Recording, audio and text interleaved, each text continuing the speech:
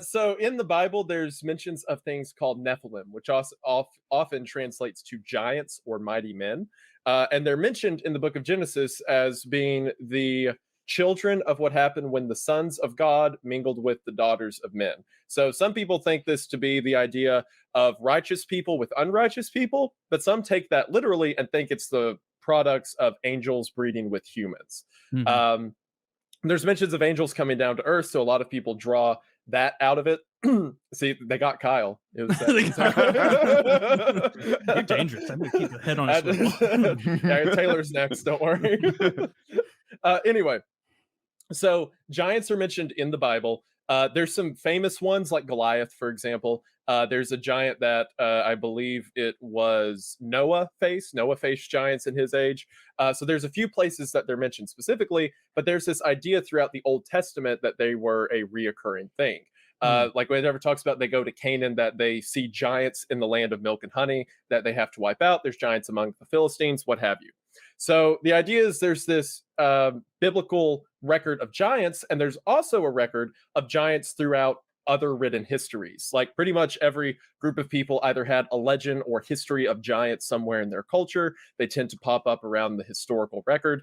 And the idea is, since the Bible is the oldest, in my opinion, the oldest, debated between that and like Zoroastrianism as being the oldest religion ever, that it's the first evidence of giants existing. And in the Bible, they're called Nephilim. So yes, Nephilim are like the starting route for a ton of stuff. So that's so fun. The Bible is kind of exacting when they give the dimensions of something like the ark. Do they ever tell us about how tall these giants are supposed to be? Because that's so important.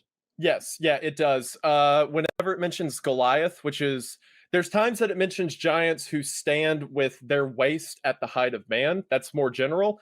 Goliath is specifically mentioned as, I think, 9.5 feet tall. Yeah, shit. Well, all right. Like Robert Wadlow size. Now, when you say 9.5 feet, are you accounting for like their feet being tiny? Did they actually use their foot as a foot in that time? Because to be fair, these are poorly fed Jewish men. That's true. About 5,000 years ago. Correct. These are small fellas. Well, I think they used the measurement from your elbow to your wrist or something like that. They use the measurement of cubits. Cubits. The measurement of cubits. If I remember, it says that he was 6 cubits and a span, which a cubit's about 1.5 feet. So that comes out to a little over 9.5 feet. Yeah, see that's the problem. So like, obviously there you're dealing with some exaggeration, because like I don't believe that in that time, even with like a pituitary thing or whatever makes people gigantic, that he'd have like the diet capable of surviving to manhood and being a 9 foot tall being. No, you know what would be funny is like if like that's entirely true, but Goliath was one of those pituitary giants. And so he went out to fight David, and they're like, there he is, the giant. And he has like crutches. He's like, oh, look at that beast. And they just bully him with a stone. We were going to see if you guys had any medical intervention for him. God, don't kill him. Old school. Do you know about the